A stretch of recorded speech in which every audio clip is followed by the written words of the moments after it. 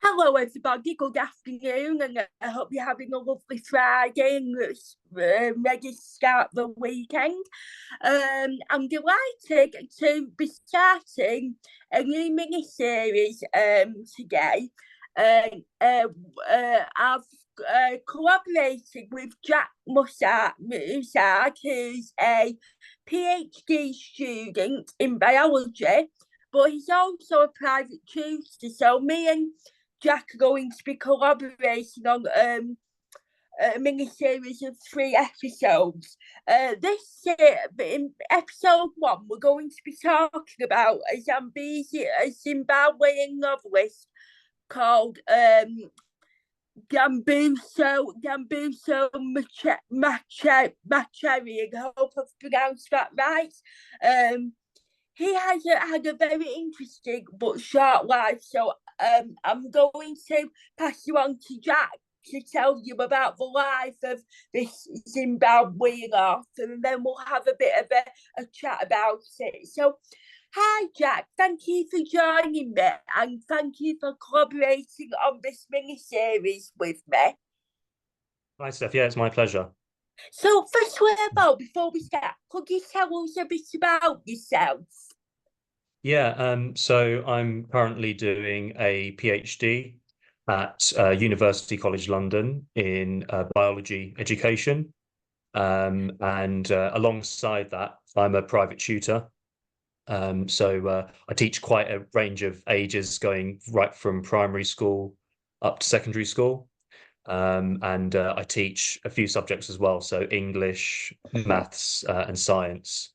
And I also help students with the entrance exams, like the 11 plus. Great, and Yeah. I'm really looking forward to talking about them other areas in future sub episodes. But today we're going to be talking about the life of the Zimbabwean author Gambuse Macherian. So, firstly of all, before we go into his life, what his life was, why did you want to talk about the life of this Zimbabwean author? I had discovered him maybe about 7 years ago. And of course, I hadn't heard of him. And I started reading firstly about him, but also some of the things that he'd written.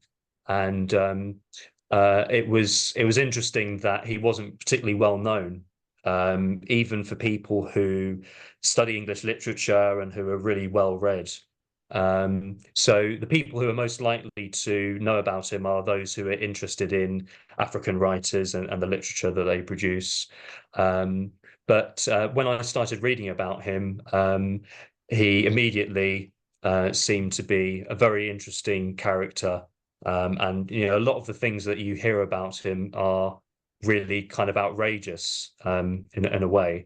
And in addition to that, as you mentioned, he lived a very short life. He died aged 35. But during that time, he did achieve a lot. It was really kind of hampered by the way that he behaved. He was a very wild character. But he immensely talented at the same time. But yeah, he could have, even though what he did produce during his lifetime, did make a mark. What he could have done with his life could have been, a very, very colourful, and would have been a really great contribution to literature in general. So, obviously, I must admit, before you mentioned, this Zimbabwean author, Gimbusi Macherian, I've never heard of him because I've never come across, African literature and many African writers. You know, I am a great fan of literature, especially British authors like Austen's, the Brontes, and you know all them classical authors. But I thought that it would be really interesting to talk about this person today because the Butterfly Princess show is you know an educational show, and you know, that's the reason why I interview ranges of different people from various different backgrounds and various different interests because, you know, we can all learn something new from each other.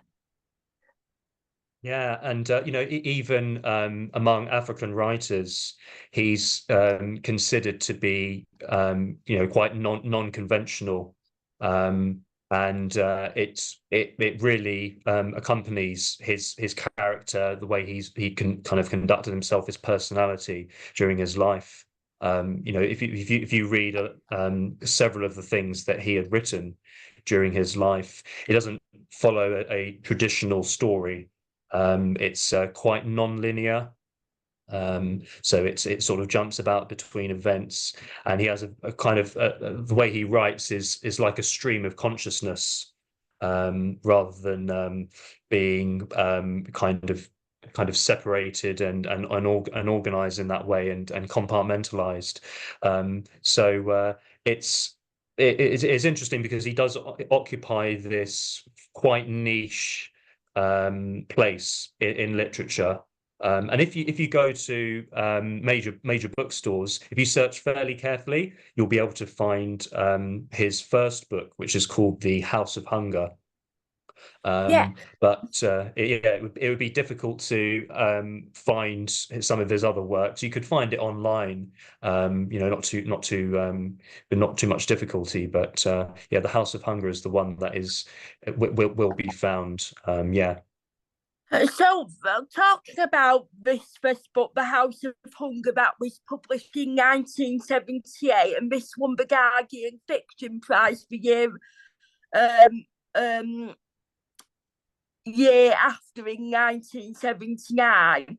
So, could you give us a brief synopsis of that book? Yeah, so it's semi-autobiographical. So his character, well, yeah, the main character in that book remains nameless throughout the book, and so people reading it, you know, really can quite possibly put themselves in that position. You know, you could really exchange all sorts of different names in there. But given it's semi autobiographical, it's about him growing up in what was Rhodesia, before it became the independent Zimbabwe, and the relationships that he has with family. So Dambudzo himself was the third of nine children, and in this book he talks about his brother, and about relationships he had with people, and it's a novella, so it's quite a short story, but it's about his experiences, essentially growing up in Rhodesia before he actually then came to England eventually. But yeah, it's his descriptions, as I said, his stream of consciousness style of writing is something that is found all the way through, and there's lots of quite interesting imagery that he uses to describe the various things that are going on. So you have to be, you know, quite alert in trying to follow what he's talking about. But so that's essentially what the book is about. It's semi-autobiographical. And you say that first book was a novella, which was short story, and you know short stories have like been quite popular with authors. Sort of a lot of well-known authors like Robert Louis Stevenson, who obviously wrote The Curious Case of Dr. Jekyll and Mr. Hyde, and then we had The Breakfast at Tiffany's, I'm not sure who the author was of that, but that was also an example of a girl fella, a very short story. So short stories have been quite well publicised and popular over the years and over the centuries with different authors. Why do you think that has been a popular choice for authors? I think it might be their desire to maybe produce quite a lot and to produce quite possibly varied prose. I mean, when I think about Marechera and his writing, I mean, quite a lot of his writing, the book that The House of Hunger appears in is accompanied by quite a few other short stories. And his approach to writing was to quite sort of write fairly quickly, and he would want to move on to the next thing quite quickly as well. So that's part of the reason that he was writing quite a few short stories. He was kind of difficult to pin down. I don't think he would have coped very well with writing something really quite a lengthy prose. But there's one of the next things that he published was a novel, which was called Black Sunlight. But unfortunately, when he eventually returned to Zimbabwe, shortly after it got independence, he found out that his novel had been banned because of the content. So this was something that really, sort of enraged him, and it was quite provocative for him as well, and led to sort of further problems in his life. And obviously he was best known for his abrasive, heavily detailed and self-aware writing, which was considered a new frontier in African literature. Yeah, absolutely, and I think now both in Zimbabwe and I think among African writers, he is really held in quite high regard. Even though a lot of what he'd written is not well known, kind of universally as we discussed. And that the word abrasive is interesting because it very much summarizes the way that he interacted with life and people. He found it very difficult, I think, to cope with various places that he was. He didn't really feel as though he belonged anywhere. So he was known for kind of having this abrasive personality that got him into quite a lot of trouble during his life. In any situation that he was in, it wasn't long before he was involved in some sort of combat. He described his own writing as being combative, being like a battle. And that's part of the reason I find him quite interesting, actually. When you hear these things about him, and he wasn't someone who was going to be this kind of calm writer, cooperative. He felt as though he needed to scream what he was saying, as sort of Doris Lessing once commented on that. It was reading his fiction was more like a scream rather than something that was placid and calm. Yeah, and you mentioned, that he sort of like got himself into trouble a lot because of how he was, and he also attended universities, but he was expelled from the universities despite exceeding academically. Yeah, and so the first university was then the University of Rhodesia. And he spent a fairly short time there. He was expelled due to his participation in a political protest, and shortly after that, he won a scholarship to study English literature at Oxford University. So he left what was then Rhodesia, came to England, and to study at Oxford. But he only spent 2 years there, because he was clearly, very intelligent, very capable, and the tutors at Oxford said, well, that he was they recognised this, they recognised his intelligence and his ability to write good essays, but he was kind of politely described as being unsociable, and he again couldn't cope with the atmosphere there. He come from a life of poverty, back at home, and suddenly he was in this situation where he was among lots of students who had probably come from the upper class background. There weren't many black students on his course. I think there was only one other black student. So again, it was a situation where he really didn't feel as though he belonged in the place. And another thing that he remarked on was the fact that when he had left what was then Rhodesia, he thought he'd left segregation as it was there, but he arrived in England. He arrived at the University of Oxford, and he still felt a sense of segregation in the city. So as a result of that, he wasn't really attending things like lectures and classes while he was at university, and it was this coupled with his behaviour that actually got him sent down, expelled from Oxford as well.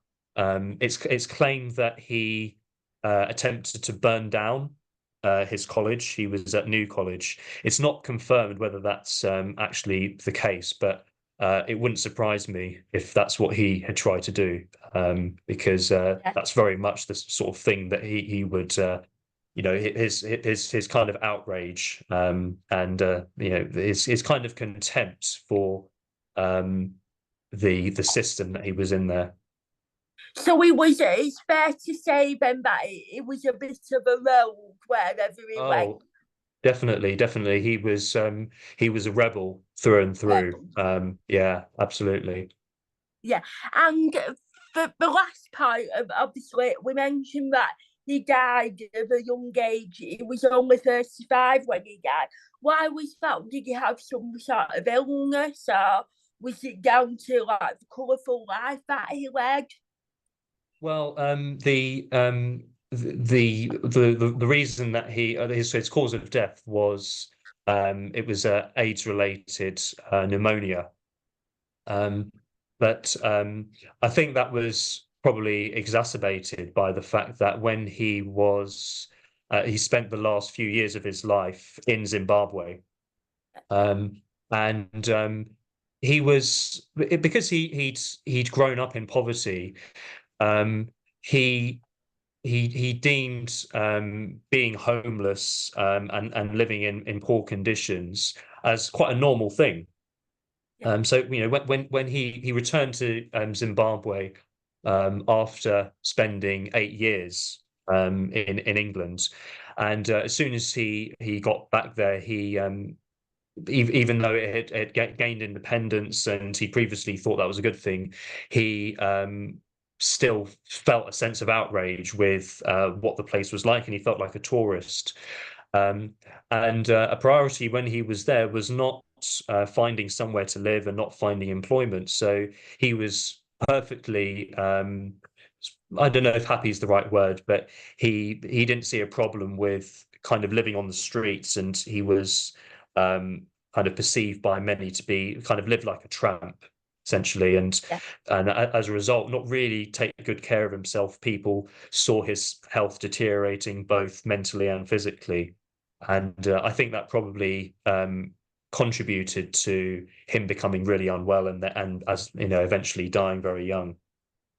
And sort of the last thought really, because you said that in the beginning, at the beginning of our chat, you said that he could have been very successful in life if he'd have lived to an older age.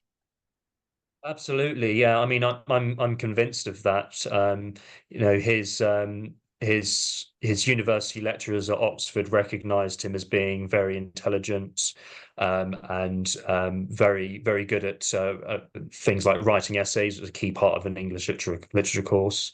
But and also when you read his work, if you read The House of Hunger, or if you read anything else that he's written, it's really seeping with talent, and his grasp of language, his use of language is very high level and really impressive. But despite that talent, despite that gift, he wasn't a disciplined person.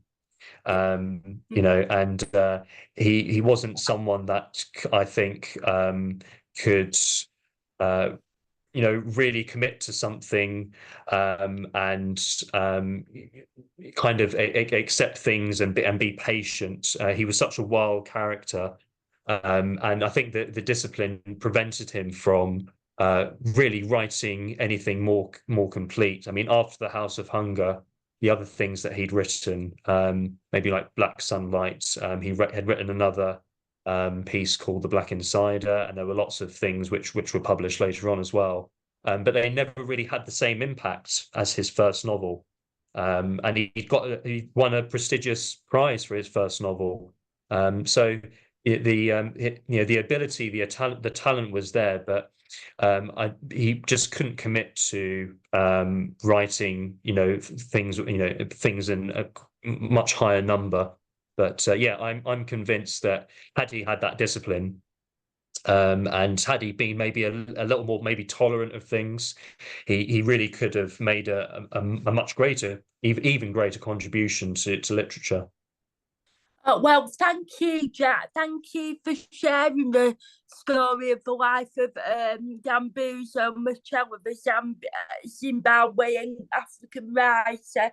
Well, that concludes the first episode in our mini-series. Thank you for tuning in, and we'll see you next time when we discuss the role of colour in biology. So thank you for tuning in, and we'll see you very soon. Thank you.